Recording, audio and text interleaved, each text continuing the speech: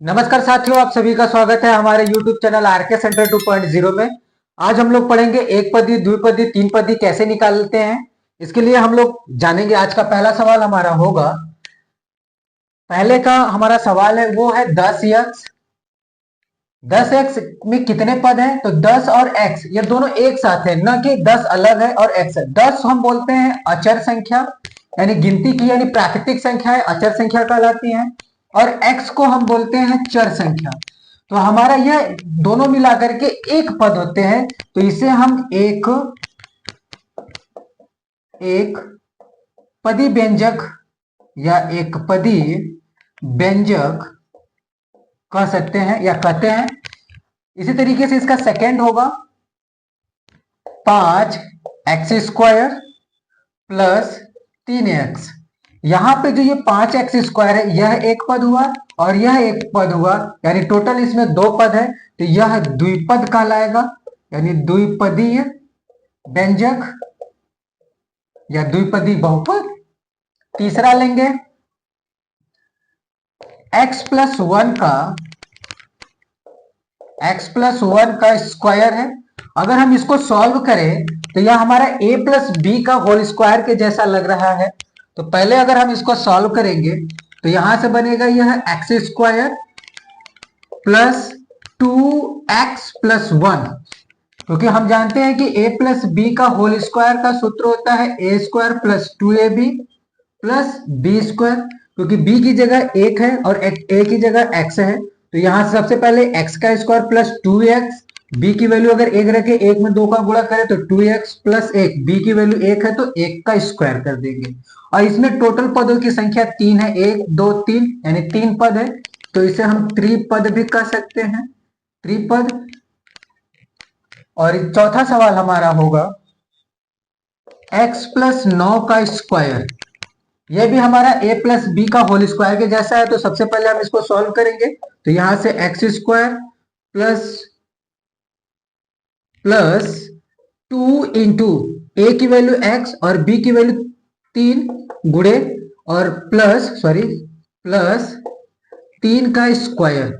यहां से लिखेंगे x² प्लस 3 दूना के 6x प्लस 9, या 3 का स्क्वायर कर सकते हैं, यानी 3 का स्क्वायर यानी b का स्क्वायर बराबर 3, तो हम 3 रखेंगे। और इसमें पदों की संख्या भी 3 है, तो इसलिए यह त्रिपद होगा, त्रिपद होगा।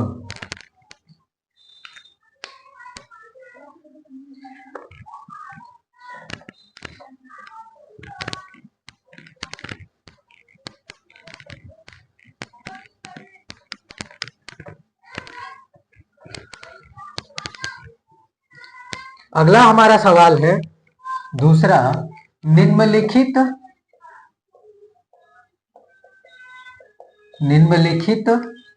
बहुपदों को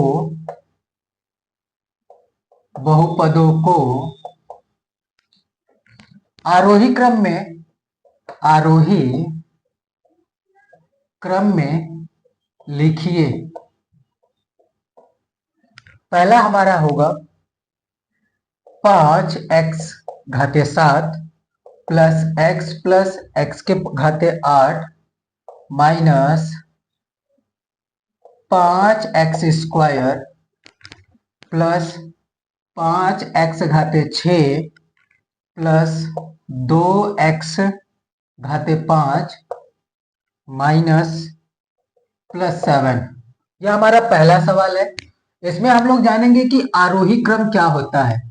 आरोही क्रम को हम बोलते हैं बढ़ते हुए क्रम। आरोही क्रम को हम लिख सकते हैं कि बढ़ते हुए क्रम, यानी कि बढ़ना। जैसे 1 2 3 4 इसको हम बोलते हैं बढ़ना, अगर 10 9 8 7 इसको बोलेंगे घटना। तो सबसे पहले ये जो दे रखा है, ये जो बहुपद है, इसको अगर हम सबसे पहले आरोही क्रम में लिखने की कोशिश करेंगे तो लिखने के लिए सबसे छोटा जो होगा जिसमें x की वैल्यू 9 हो उसको पहले लिखेंगे। तो हम यहां से लिखेंगे आरोही क्रम, आरोही क्रम। तो आरोही क्रम में सबसे जो पहले है 7, जिसमें x नहीं है, तो 7 में x नहीं है, सबसे पहले 7 लिखेंगे। फिर उससे बड़ी वाली घात जिसमें x हो सिर्फ, तो सिर्फ x है तो प्लस x लिखा। फिर उससे बड़ी घात जो x की घात 2 1 है, यहाँ पे x घात 1, अब x घात 2 तो माइनस 5x के घात 2।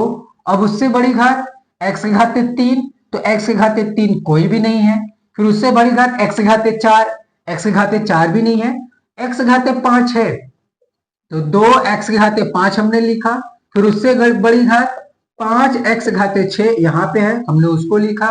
फिर उससे बड़ी घात प्लस 5x घात 7, फिर लास्ट में हमारा x घात 8 है तो प्लस x घात 8, और यह हमारा आंसर हो जाएगा।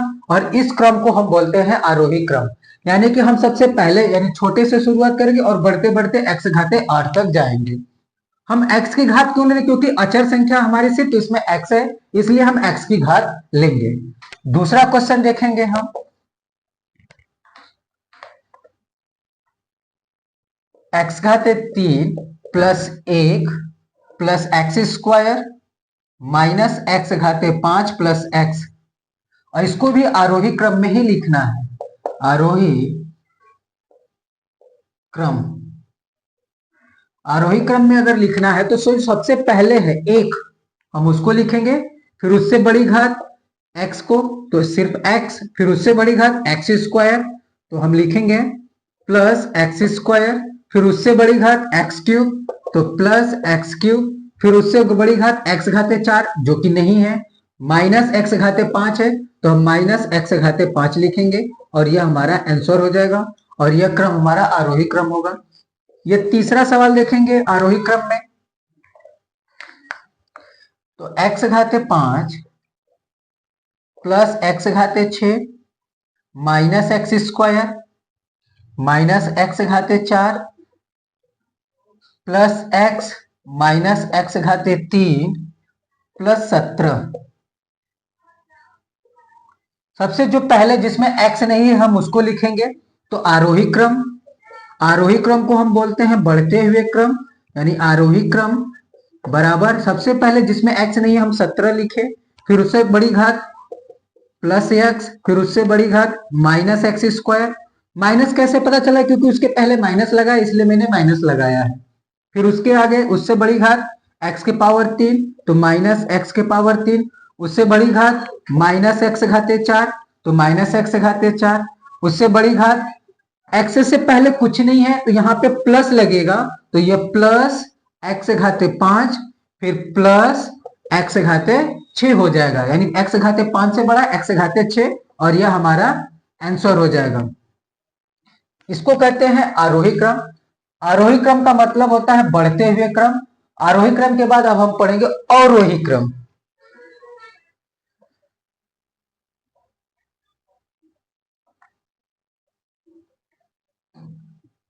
हम लोग गणित को एकदम जीरो लेवल से सीखेंगे और आगे तक सीखते चलेंगे।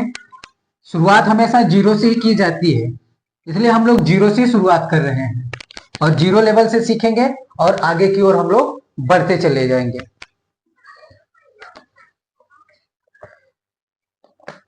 तीसरा हमारा सवाल होगा निम्नलिखित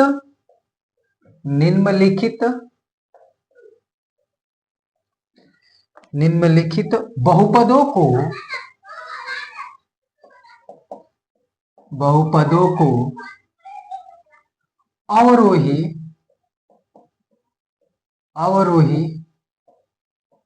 क्रम में लिखिए।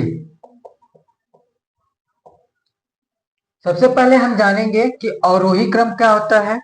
तो अवरोही क्रम का मतलब होता है घटते क्रम। अवरोही क्रम का मतलब होता है घटते क्रम, घटते